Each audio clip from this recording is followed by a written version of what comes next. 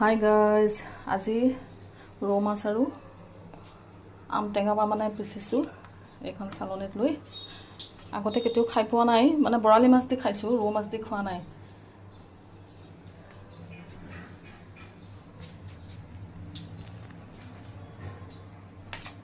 এইটো এনেকৈ মানে চালনীত এনেকৈ দি লৈছোঁ, পিচি লৈছোঁ।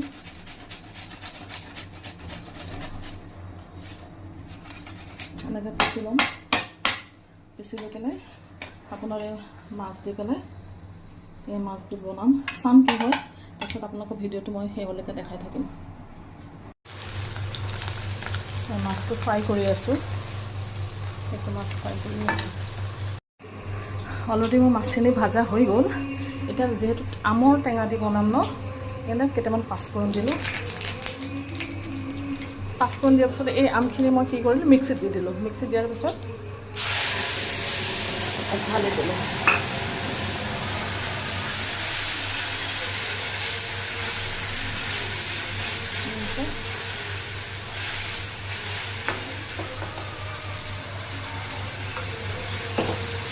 অকণমান এই বাতিটো দি দিছোঁ, পানীখন ঢালি দিছোঁ। পানী দিম কাৰণ মাছটো সিজিব লাগিব নহয়।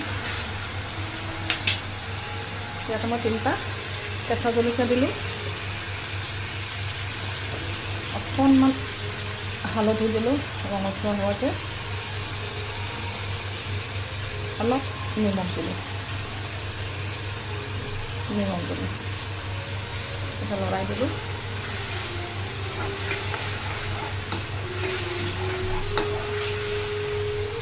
লৰাই দিয়াৰ পিছতে এতিয়া মই অলপ পানী ঢালি দিলোঁ। যেতিয়া উতলি আহিব, যেতিয়া উতলটো আহিব, তেতিয়া মই মাছখিনি ইয়াত সিজিবৰ কাৰণে দি দিম। তাৰপিছত মই আপোনালোকক আকৌ দেখাই তৰকাৰীখিনি উতল আহি গ'ল। মই এতিয়া মাছ ঢালি দিছোঁ। মাছ বেছি নিদিওঁ, 4 পিচ মাছ দিম, বাকী থাকি যাব। 4 পিচ মাছ দিলোঁ।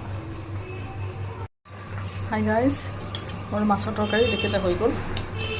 টেঙা কিন্তু হ'ব, কাৰণ দুটা পূৰা মিক্সিত কুটি পেলাই পিহনাত মাৰি পূৰা মিক্সিত দি দিছোঁ না, টেঙা হ'ব বাৰু। ঠিক আছে, আপোনালোকে এবাৰ এনেকৈ ট্ৰাই কৰি চাবচোন কেনেকুৱা লাগে। ঠিক আছে, বাই বাই।